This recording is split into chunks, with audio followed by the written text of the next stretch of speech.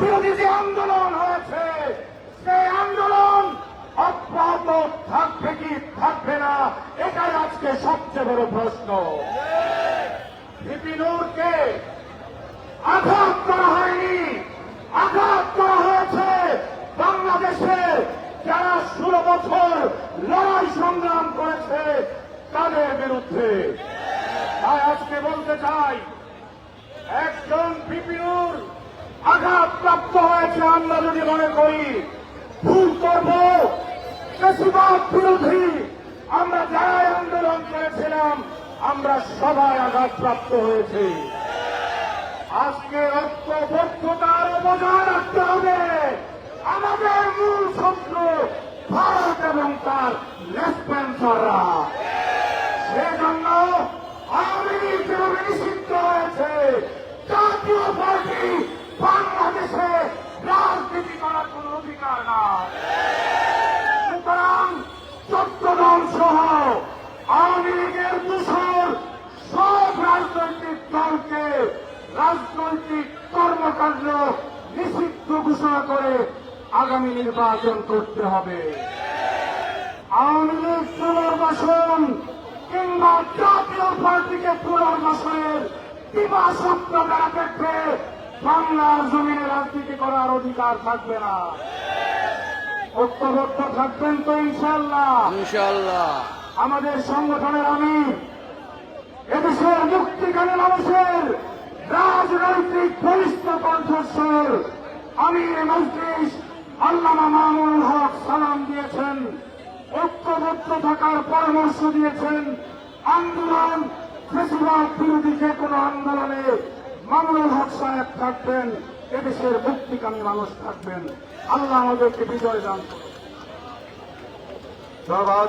সংগ্রামী সহযোগীগণ, আমাদের মাঝে উপস্থিত হয়েছেন খেলাফত মজলিসের সিনিয়র যুগ্ম মহাসচিব মোহাম্মদ মুনতাসির আলী ভাইকে গণ অধিকার পরিষদের পক্ষ থেকে আন্তরিক শুভেচ্ছা অভিনন্দন।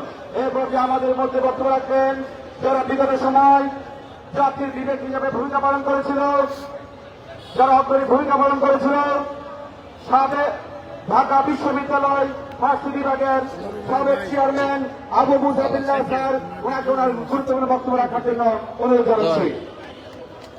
আপনার বক্তব্য অনেক সুন্দর হয়েছে, অনেক সুন্দর, জাতিকে উজ্জীবিত করে ইনশাআল্লাহ।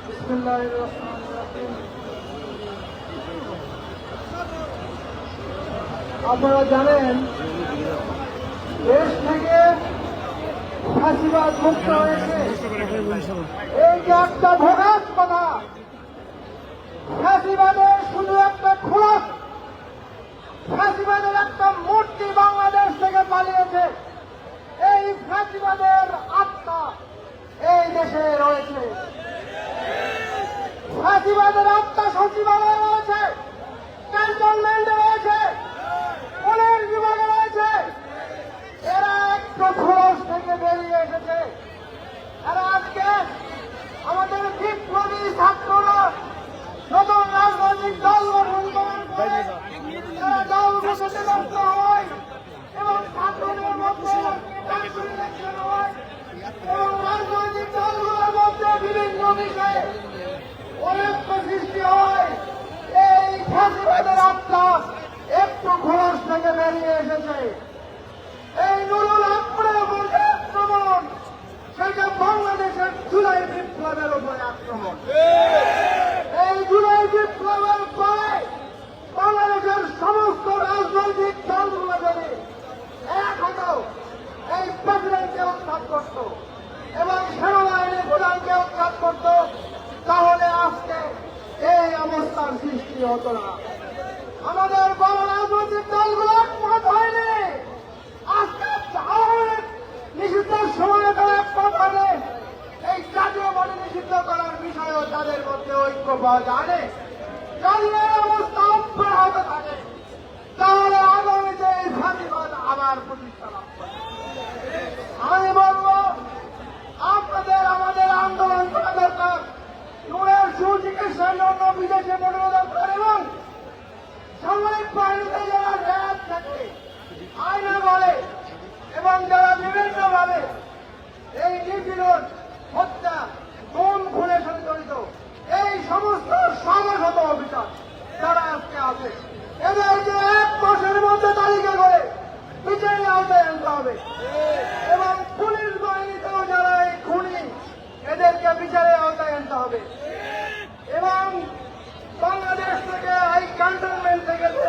সহিত অপরাধীদের যারা ভারতে পাঠিয়েছে এদেরকে কবল করে আনতে হবে এবং এই মিডিয়ার হত্যাকাণ্ডের সুষ্ঠু তদন্ত করতে হবে।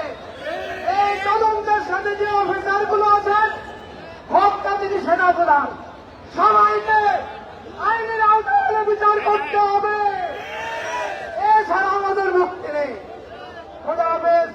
বাংলাদেশ জিন্দাবাদ। অসংখ্য ধন্যবাদ স্যারকে। সংগ্রামী সাথী বন্ধুগণ, আমরা সবিনয়ে আমাদের সকল মেহমানকে অনুরোধ জানাবো, যেহেতু আমাদের সহযোদ্ধা, আমাদের মেহমান বৃন্দ অনেকেই আজকে জাতীয় এই বৃহৎ ঐক্যের ক্ষেত্রে সংহতি সহযোগ উপস্থিত হয়েছেন, আমরা যাতে সংক্ষিপ্ত আকারে বক্তব্য প্রদান করে অন্য কাউকে সুযোগ করে দেয়। সংগ্রামী সাথী বন্ধুগণ, এই পর্যায়ে বক্তব্য রাখবেন খেলাফতে মজলিসের সিনিয়র যুগ্ম মহাসচিব মোহাম্মদ মুনতাসির আলী। মোহাম্মদ মুনতাসির আলী।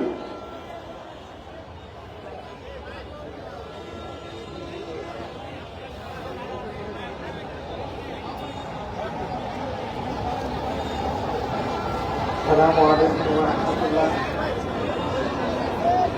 গণঅধিকার পরিষদ কর্তৃক আয়োজিত আজকের এই সাংবাদিক সমাবেশের সম্মানিত সভাপতি,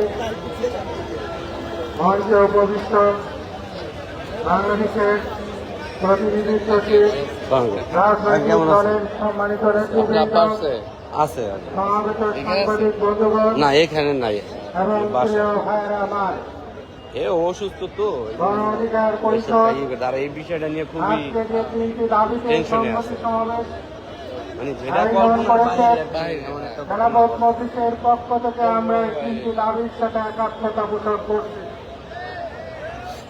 খেলাফত মজলিস মনে করে গণ অধিকারের